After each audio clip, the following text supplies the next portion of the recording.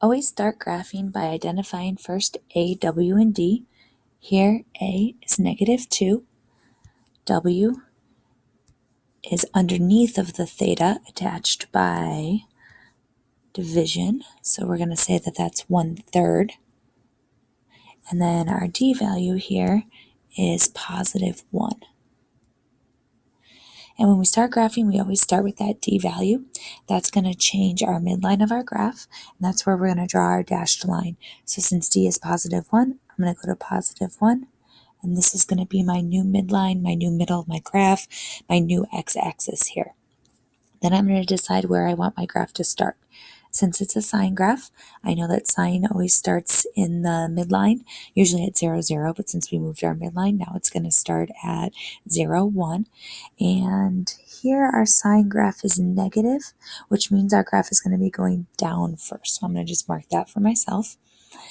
And I also see that it's 2 for my A value, so I am going to go down 2 when I go down. But first I have to figure out what I need my graph to count by.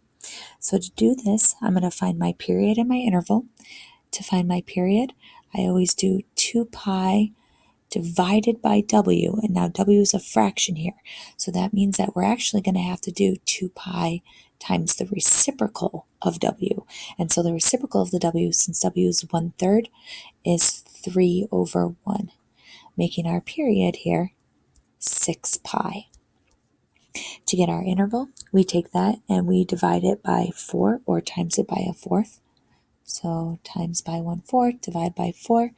For my interval, I'm going to get 6 pi over 4, which is really 3 pi over 2. And if I think about that as a decimal, that's really every 1.5 pi I'm going to be traveling here. So if I think of 1.5 pi, on my first movement, I'm going to go to a pi, and then I'm going to go in between a pi and 2 pi to put my first point.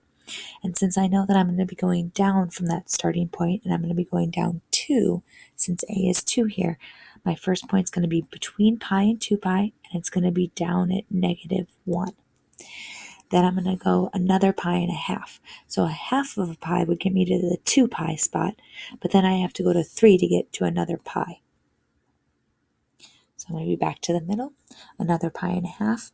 4 would be another pi. In between 4 and 5 would be another half. And since I went down 2, I have to go up 2 as well. So I'm going to go up to 3 here. So in between the 4 and the 5 and up to 3.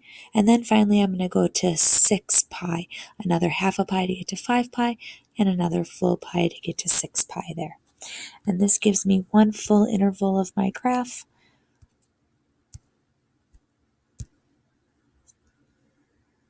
That I can then draw in.